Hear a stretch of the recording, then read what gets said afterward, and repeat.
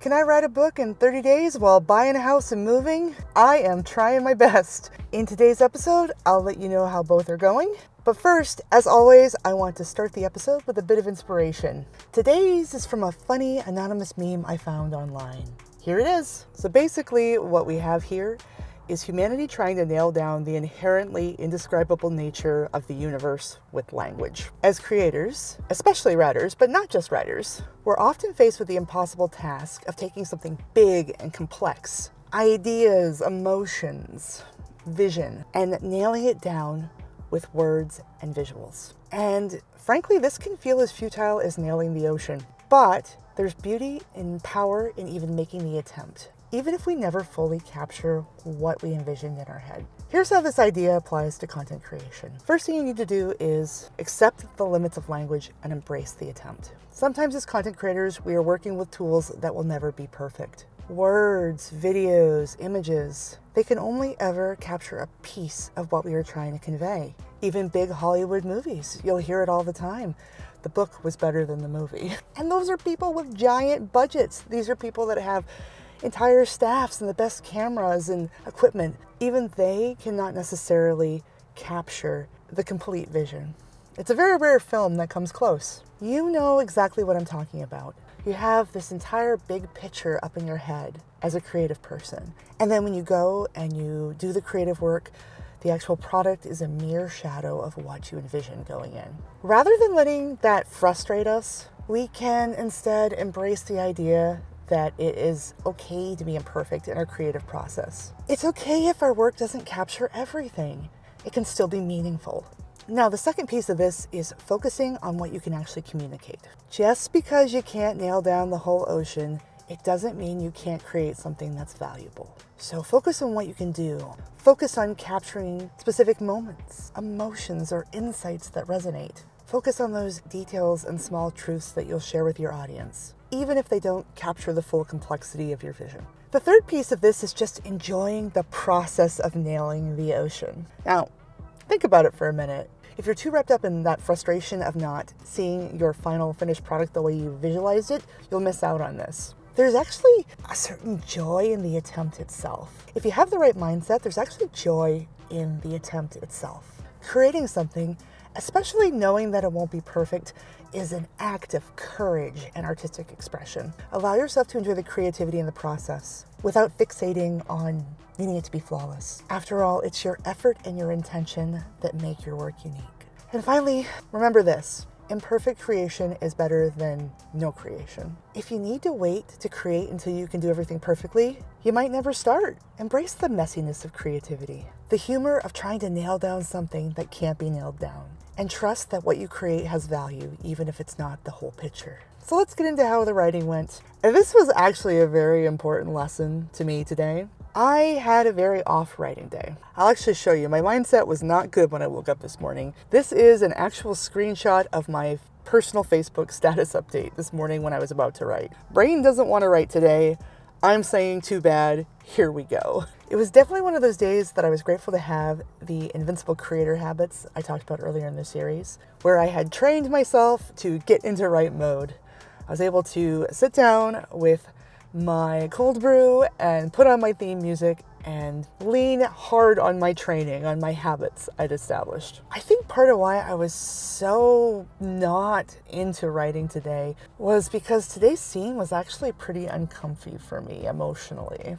So some writers kind of go with what feels good for them to write. I tend to try to think more realistically about my characters and how they would behave. And sometimes that's actually uncomfortable for me as a writer. If I'm trying to think realistically, okay, how would people actually behave in this situation? Because in real life, people don't always behave in a way that's comfortable. And today's scene is one in which my main character is jealous of someone else and acting out because of it. So it was making me cringe quite a bit as I was writing it, but I'm glad I did this scene. And that's because of one really good piece of advice I got from an old writing instructor that also applies to YouTube that I'd like to share with you guys. So at the time I was taking a creative nonfiction class. I was writing some essays, and at the time I was working for a hospital system in Eastern Maine. I did medical records, and they were paying for me to take some college credits. And I was busy, so I was trying to do it, and I liked writing. This class ended up changing a lot for me because at that point I had gone and I was doing my steady day job at the hospital, and I had put writing behind me. I decided, since I hadn't made it yet, that I wasn't good enough. I've talked a little bit about this in another video, but I was in my sensible day job mode, and I had kind of put it all behind me. And this was the guy that was like, well, you can have your sensible day job, but definitely don't give up on writing.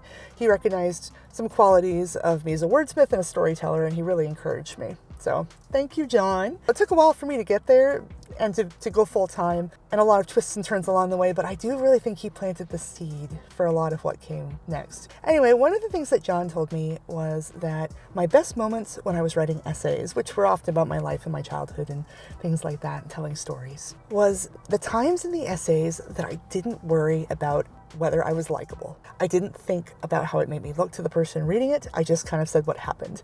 I didn't mind looking foolish or silly or quirky or any of those things. And I just simply shared the funny story with my quirks and flaws and all. And John pointed out that that was a really good, brave quality to have as a writer, and that it made for good storytelling. And this is because beginner writers sometimes think that readers want their heroes to always be perfect. And when you're writing an essay, you're a character, you're kind of like the hero of the story. But actually, so long as your readers, and to an extent your audience, which we'll talk about in a minute, so long as they understand why a character is doing something, even if it's not the 100% right thing to do in the situation, they'll enjoy the story and they'll stay invested in what happens to this character. And frankly, some of the most lovable characters have a lot of flaws. This also applies to YouTube.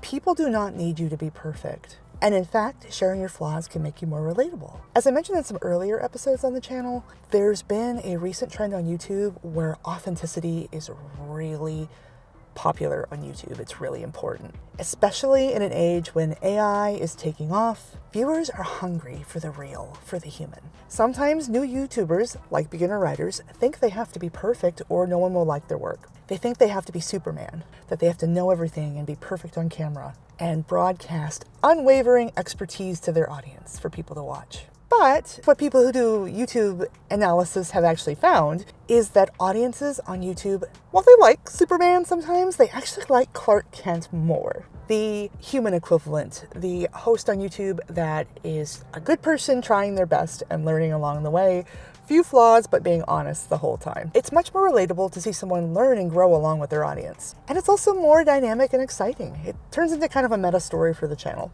It's like character development. The same goes for characters in a book.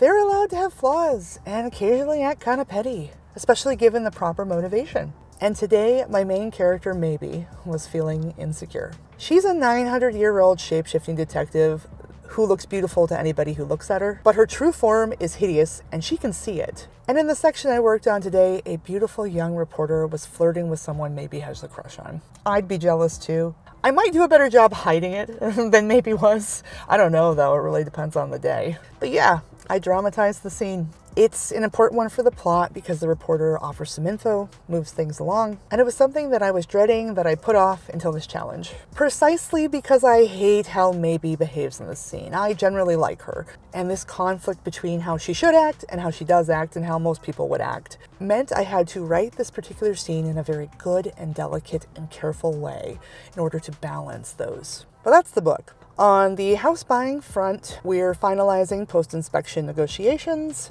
and we're working with the utility companies to have service ready for us when we take possession next week. Hopefully, fingers crossed, things keep getting checked off. We'll see if the underwriters need any more documentation. That should happen in the next few days if it's going to. We were pre-approved in the mortgage and nothing big has changed, but anyone who has bought a house will tell you that it ain't over till it's over. You're tense the whole time. Anyway, short passage today, but a tricky one. Glad to have that knocked out. Tomorrow, I have a hair appointment. I wanted to wait to schedule it till after the house inspection because I didn't know when that was going to take place and I wanted to have the flexibility. So I'll get my hair done. We'll see when I end up recording. I might write in the morning and then have my hair appointment and then film afterwards in the Jeep again, in which case I might have some dye on my forehead, so that'll be interesting.